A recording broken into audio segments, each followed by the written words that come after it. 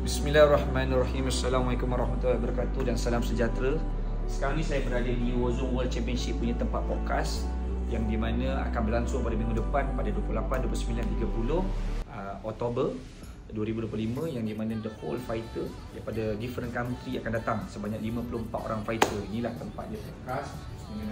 Kau tengok ni Bell, Warzone Influencer Boxing, dan juga ada Muay Thai, kita ada boxing, WC Boxing International semua, kita ada few belt, dan juga kita ada IBA International dan juga IBA Continental. Kita ada World punya belt yang akan, di mana kita akan buat yang terbaik untuk semua orang yang ternanti-nanti tentang Warzone World Championship punya event pada 6 dan 7 Disember. Cuma ada yang ramai tanya saya, 1 November 2025 ni macam mana nak menonton, sebab ada yang boleh datang ke press con, ada yang tak boleh datang sebab ramai, satu Malaysia, satu Indonesia dan banyak di Asia yang nak tengok. Okey, kita akan ada live stream di Warzone World Championship dan juga di Yusof Hazmi Seorang TV dan juga di Shuaib Channel untuk di Malaysia.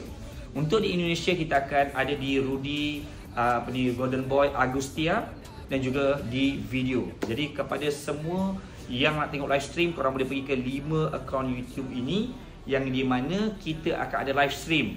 Korang boleh pergi tengok kat situ. Cuma saya nak mengajak korang semua, Warzone World Championship sebelum ni ada masalah akaun YouTube ni ada di ban.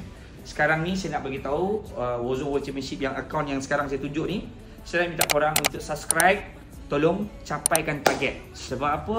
Kerana bila tak capai target, di Warzone World Championship tak boleh buat live stream pada 1 November. Jadi saya nak ramai-ramai tolong subscribe dan kita dapatkan target sekurang-kurangnya 1000 subscriber kepada korang semua yang support Warzone World Championship. Jadi jangan korang tak subscribe. Pasal apa? Kalau tak, korang akan tengok kat 4 channel yang lain. Jadi of course kita punya main adalah Warzone World Championship punya account. Jadi subscribe sekarang. Faham ni account ni?